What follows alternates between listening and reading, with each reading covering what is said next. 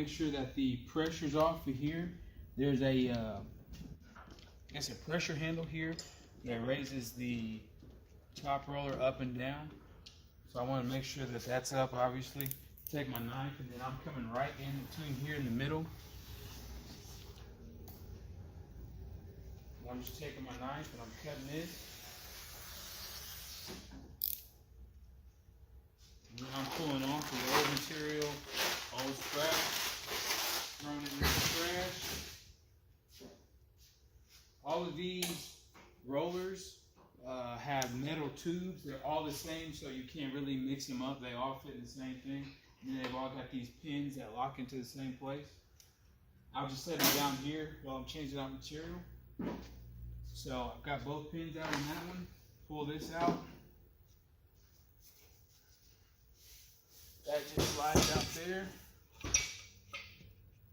If there's not a lot of backing paper on here, you could save these cores, or if there's a whole bunch, you could just throw it out and then grab a new one over there. But I'm just going to set this aside for the sake of demonstration. I got one here that I can use. Take my pins out. I'm just going to take this one, place it up here, and then these slots, these little deals here, fit into those. And there's only one on each side. So once I get this one in, got that there set, get my pins so that this doesn't pop out. Not that it would, but for safety reasons. And then my material, my laminate, always goes back on this one. So I'm going to pull my pins out. And there's not enough material on here to laminate what we're going to do. So we're going to put a new roll of laminate on here. So I got my pins out, pull this out. Take my old material off. Try not to let these hit the floor so it doesn't ding those up. Put that off to the side. You can set this somewhere. And then we're going to grab our laminate. And we only use pretty much two types of laminate, which is Avery 2060 or Avery 1360. But if you ask me, I can tell you which one we're going to use. For this, we're going to use Avery 2060 gloss. I'm going to have it sitting up to where the handles are.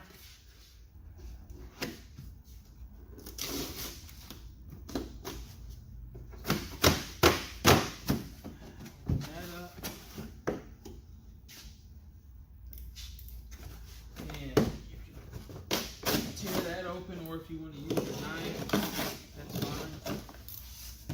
Pin that back.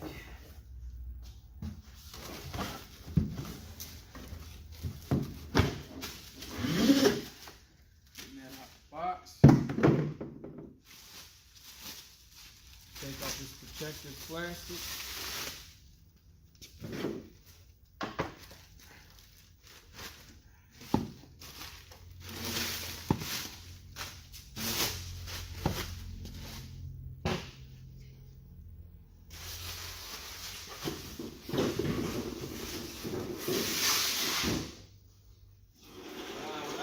Just grab maybe one of these chairs or something to set the roll on. And if you look here, you want to have it going a certain way. So it's wound this way.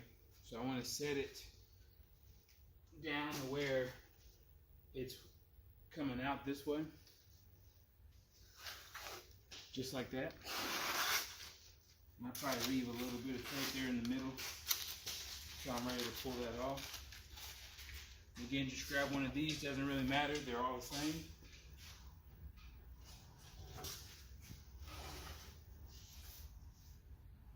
Try and see if we get this probably about in the middle. We'll lift it up. I want to get my piece of metal right here to match up into that.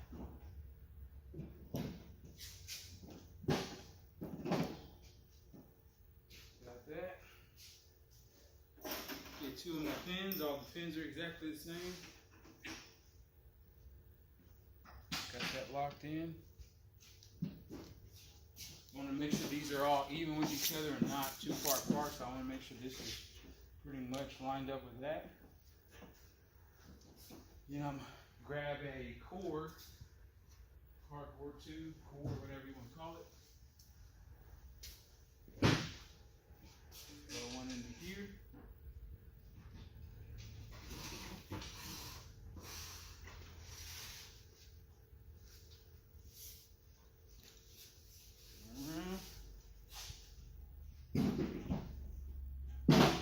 That's secure. So I got cardboard tube here, cardboard tube here, new material there.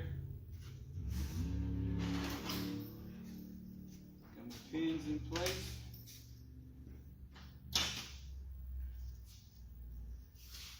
That looks about even. So now I'm going to come around to the front and take off my piece. And I always want it to be always coming under and not over. So this is coming under. This is lining up with that pretty good. It's not too far off to the side. So I'll bring that out to about there. Get a piece of maybe 5-inch tape. If you want to do 2 pieces just to make sure it's secure, that's fine.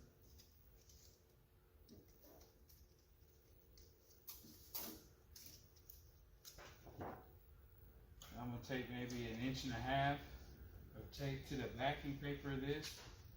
Then I'm going to twist it like a bow tie. And if I got too much material, I can always roll this back manually. My hand is about right there. Tape it down. And then what I like to do to make sure it's secure and doesn't slip off, take another piece of tape and put that over top of my little bow tie. Now, if you want to, you can make sure that's raised all the way up so you got enough room to grab it from underneath on the other side. And then you're going to separate the backing.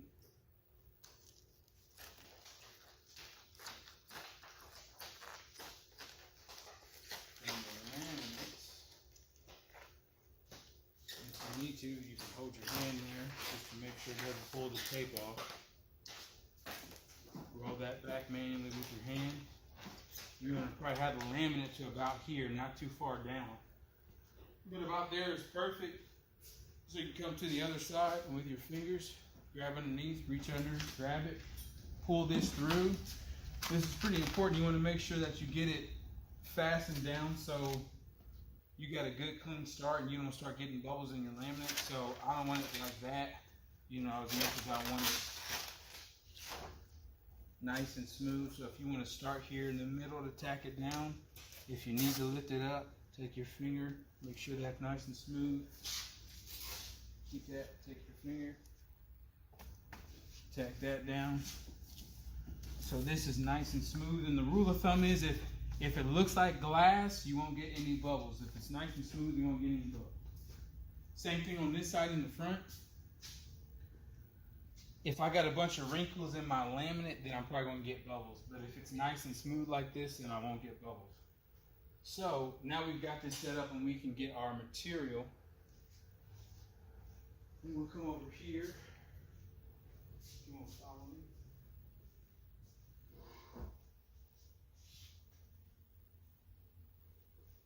I'm going to push the down button on this D-pad here so I can get a little bit of extra room.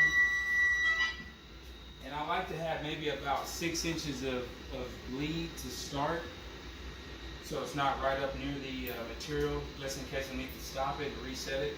So I'm just going to take my knife from right here, I'm just going to rest it right here, cut it, keep one hand to hold the material because it's going to drop and start winding up.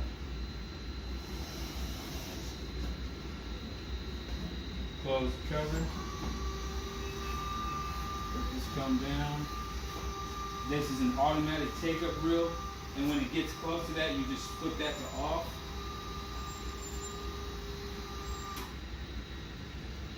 So I flip that switch to off. I'm gonna grab this. Take this out here.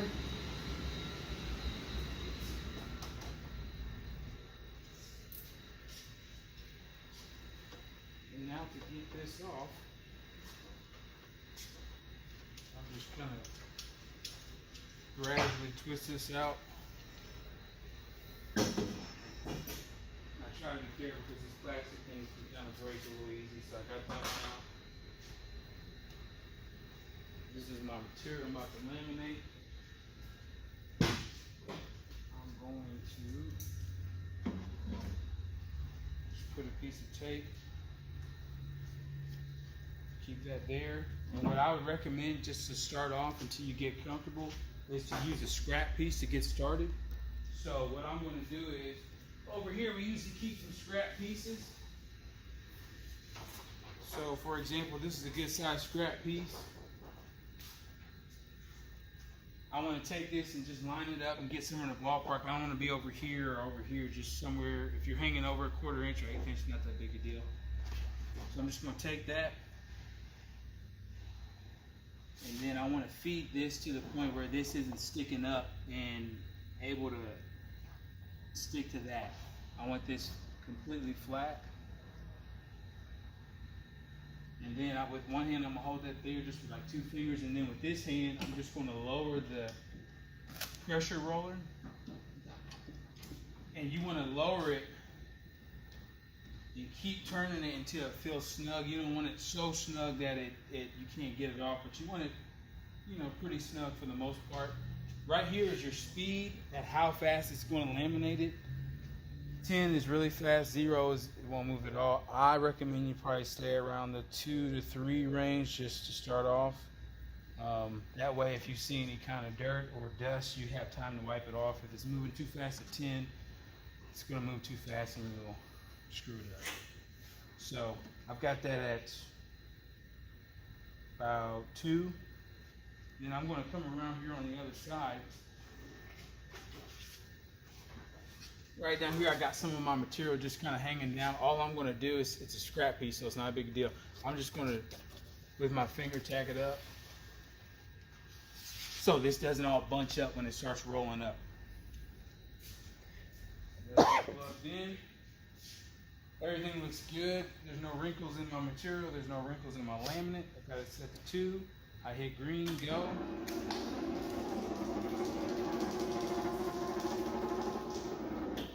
And I'm going to hit stop. I want to have maybe about 1 inch of material hanging off. So obviously I got 1 inch down there and 2 inches down there. The piece wasn't cut very level. So I'm just going to grab my scissors.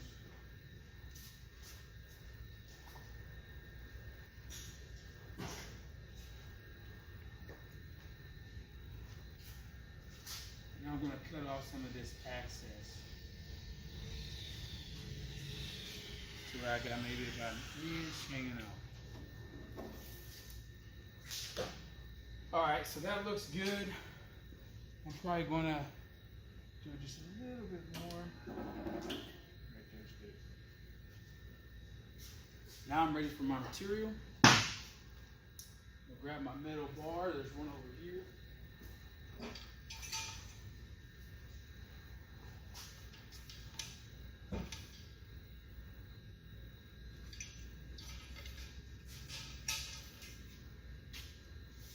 Slide that down into the tube.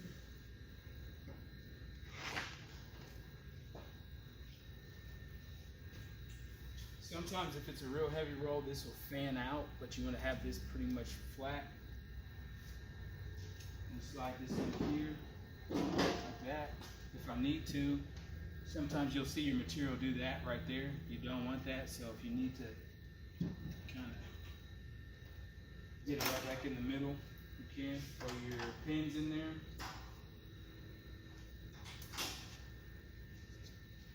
Again, I want to have this lined up as close as possible.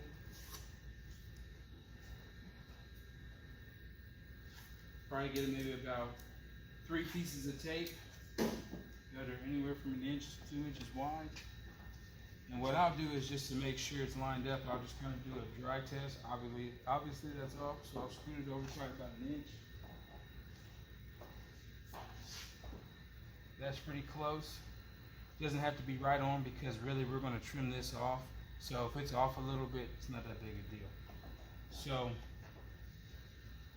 you always want to make sure that you're going underneath the previous piece of vinyl and not over not over top, because then it could curl backwards and cause a bunch of bubbles and issues.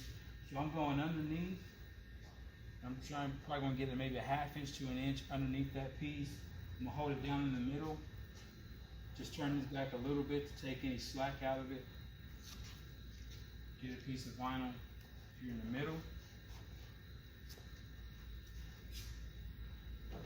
Same thing here on the far left.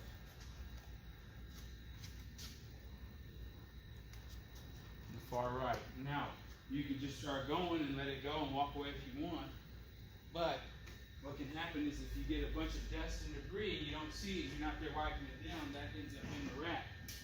Which means we might have to reprint a panel, which has happened several times because some people laminate stuff and just walk away, which I'm not sure why they do that. But I digress. Still got it set to 2. Push green to go. And right before the print, everything still looks good. This is nice and smooth. This is nice and smooth. If this backing ever starts to come down, what you can do is stop it and manually roll that back. And if you want to, you can look at the back side. The back side looks nice and good, but chances are if these two are good, it's going to come out good. So hit green to go. If your hand or anything ever gets here, there's like some safety garage door type mechanism where it'll stop. There's a red beam. So, but yeah.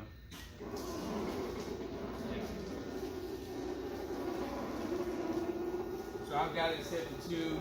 As time goes on, you feel a little more confident. You can bump it up to about 3.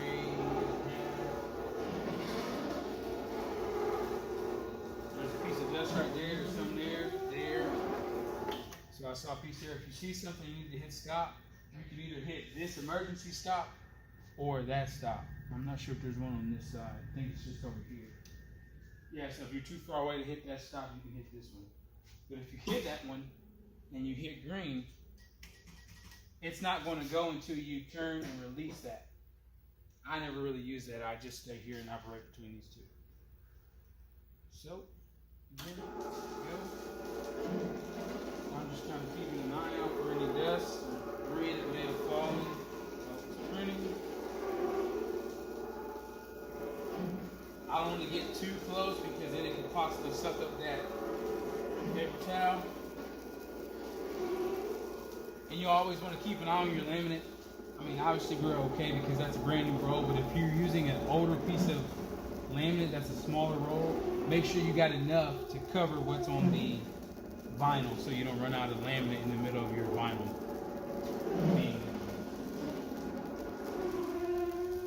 So that's one. If this ever starts to shift or get off too far off and you need to reset it, we try to print with at least a 2-inch gap. So if you need to take your knife and cut here, matter of fact, I'll do it just to show you. Let's say this just gets real far off and it starts to get to where it's not going to cover the print. Just with my knife, try not to cut into these rollers. These are like $2,000 a piece. So if you cut into it, any gaps in the rollers will cause bubbles. So just with my knife, I'm just going to go right down the middle of this. Best I can. And then I'm going to kind of reset it. So I'm going to let this go until it's about 1 inch sticking out. Just like that. And same thing we did before. And I, line this up, do whatever I need to do. 3 pieces of tape. 1 to 2 inches.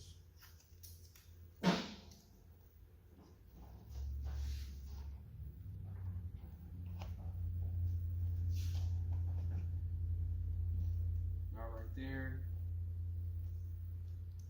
If some of your tape ends up on top of the label, I don't care, as long as it doesn't end up on the print.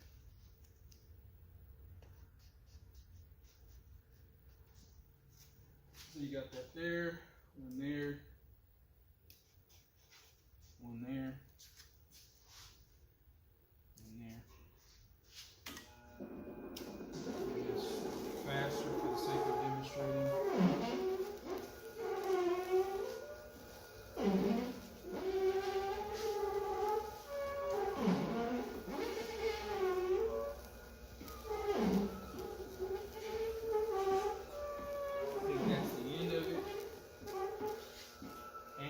once you're clear on the other side, you can stop it.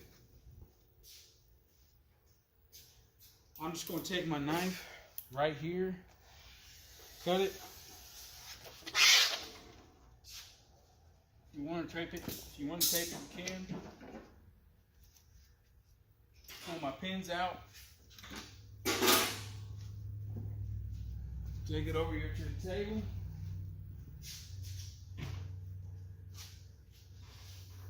Pull that out. That is ready to be trimmed. And if you're going to laminate something right away, do the 1-inch deal. But if not, it's very important that we take the pressure off of these rollers, because if you leave the pressure on these rollers for a long time, it can warp the rollers. So all I'm going to do is just turn it clockwise to relieve the pressure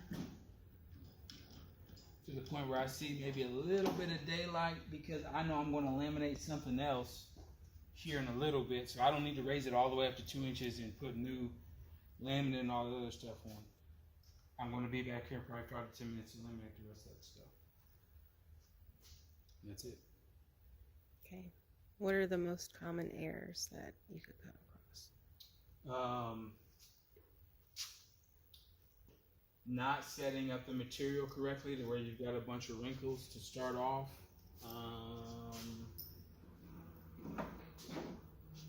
Having it go too fast through the laminator for whatever reason and not slowing it down. And if you don't, if this is like kind of cattywampus, you'll start to see wrinkles in the material, which will cause it to have bubbles as it's being laminated. Hopefully, if you're in the middle of a print and it starts to get wrinkled, you're near the end of that print, so you can cut it and reset it and start over. But sometimes you might be in the middle of a 20-foot print, and 10 feet in, it started off bad, and you just gotta hope it works itself out, kind of. But there has been a tendency for like a lot of laminating being done on one roll for it to kind of drift to the left a little bit. So you might start off with like 1 inch or 1/8 of an inch hanging off, and then when you're done, maybe a 1/2 inch, which is why we try to give 2 to 3 inches of space in between the print panels. So if you need to reset it, you can. What if you underestimate how much laminate you have for your material and it stops in the middle of lamination? Then we've got to try to splice in a piece of laminate. It hasn't happened a lot, but the best way to avoid that is, the rule of thumb is, if the thickness of your roll is close to the thickness of your laminate, you should be okay. But if this is twice as thick as that, you're going to run out. Okay. All right.